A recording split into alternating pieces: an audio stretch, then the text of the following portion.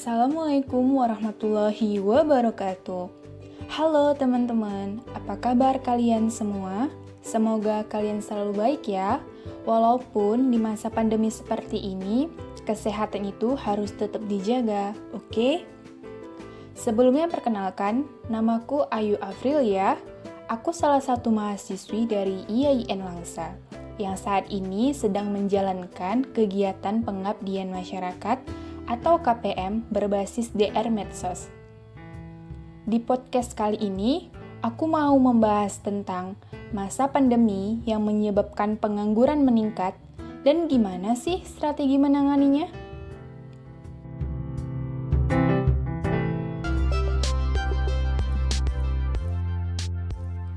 Ngomong-ngomong masalah pandemi, sekarang sudah 1 tahun sejak COVID-19 melanda di Indonesia, tepatnya pada 2 Maret 2020. Hingga sekarang, pasien kasus COVID-19 sudah mencapai 1,43 juta jiwa, dengan total pasien sembuh sebanyak 1,25 juta jiwa, dan yang meninggal dunia sebanyak 38.573 jiwa. Nah, sebenarnya COVID-19 itu apa sih? Menurut penjelasan dari WHO, COVID-19 atau coronavirus adalah suatu kelompok virus yang dapat menyebabkan penyakit pada saluran pernafasan manusia, seperti batuk, pilek, hingga yang lebih serius gejalanya mirip seperti MERS. Pandemi COVID-19 menyebabkan perekonomian di seluruh dunia mengalami kemacetan, tak terkecuali di Indonesia, di mana selama pandemi COVID ini, perekonomian di Indonesia mengalami penurunan hingga menembus angka minus 3,49% pada kuartal 3 di tahun 2020. Salah satu strategi pemerintah untuk mencegah peningkatan kasus COVID ini dengan cara menetapkan kebijakan pembatasan aktivitas sosial masyarakat atau pembatasan sosial berskala besar atau PSBB yang bertujuan untuk mengurangi kasus pertumbuhan dari virus COVID-19 ini. Namun, dengan langkah yang diterapkan tersebut, tidak membuat pasien COVID-19 di Indonesia itu menurun. Malah, semakin hari semakin tinggi pasien yang terkena kasus COVID-19 ini. Kemudian dengan diterapkannya kebijakan tersebut, membuat perekonomian di Indonesia tidak berjalan dengan lancar. Hal ini mengakibatkan pengangguran di Indonesia mengalami peningkatan. Dikarenakan, selama pandemi ini, para pekerja, baik di perusahaan dan di tempat-tempat kerja lainnya, terkena PHK, karena banyak perusahaan menurunkan jumlah karyawannya. Nah, berdasarkan Badan Pusat Statistik, pengangguran yang terjadi di Indonesia yang dirilis pada tahun 2020 mencatat tingkat pengangguran terbuka atau TPT di Indonesia mengalami peningkatan yang cukup tajam, yang di tahun sebelumnya di angka 5,23%. Namun, sejak COVID-19 melanda, pengangguran yang terjadi menyentuh angka sebesar 7,07% atau naik sekitar 1,84%.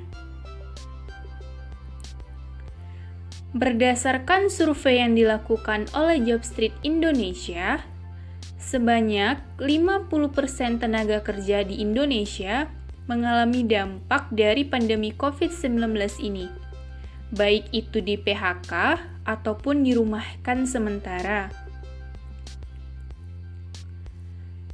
Para pekerja yang paling terkena dampak dari pemberhentian kerja ini, mau secara permanen ataupun sementara, berasal dari 5 sektor, di antaranya sektor kesehatan, yakni sebanyak 85%, sektor pariwisata sebanyak 82%, sektor industri sebanyak 71%, sektor makanan dan minuman sebanyak 69%, dan yang terakhir dari sektor bangunan atau konstruksi yakni sebesar 64%.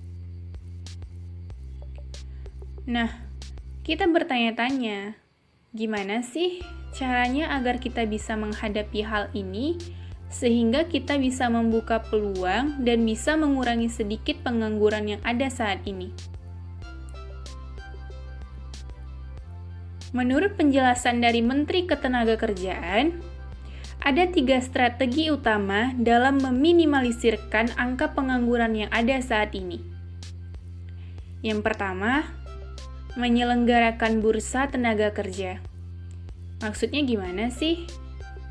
Maksudnya, yaitu suatu tempat yang mempertemukan antara pemberi kerja dengan para pencari kerja. Hal ini sangat efektif untuk mengurangi tingkat pengangguran yang ada.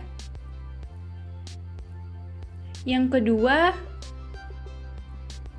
memberikan layanan pelatihan kerja atau bagi yang sudah memiliki skill bisa bertindak dengan mengembangkan sistem pelatihan yang telah didapat sebelumnya. Dan yang terakhir, memaksimalkan program usaha yang ingin dijalankan. Contoh yang paling mudah seperti membuka usaha sendiri, baik itu usaha rumahan ataupun usaha yang berbasis online. Karena yang kita lihat sekarang, kalau berbasis online itu sangat mudah dan bisa menjaga social distancing, sehingga tidak menimbulkan keramaian. Nah, menurut ketiga strategi ini, strategi nomor 3 itu yang sangat cocok untuk para kaum muda yang ada di Indonesia. Karena dengan membangun bisnis, baik itu bisnis rumahan atau bisnis online, dapat membantu mengurangi pengangguran yang terjadi. Sehingga dengan berkembangnya bisnis tersebut mampu memberikan peluang untuk para pekerja lainnya. Dan hal ini akan mampu membantu dalam mengurangi pengangguran yang ada saat ini. Nah, mungkin itulah sedikit penjelasan dari saya. Semoga dengan penjelasan ini mampu mendorong bagi para kaum muda untuk lebih aktif dalam berwirausaha, sehingga kita mampu membuka peluang pekerjaan untuk yang lainnya. Terima kasih atas perhatiannya. Assalamualaikum warahmatullahi wabarakatuh.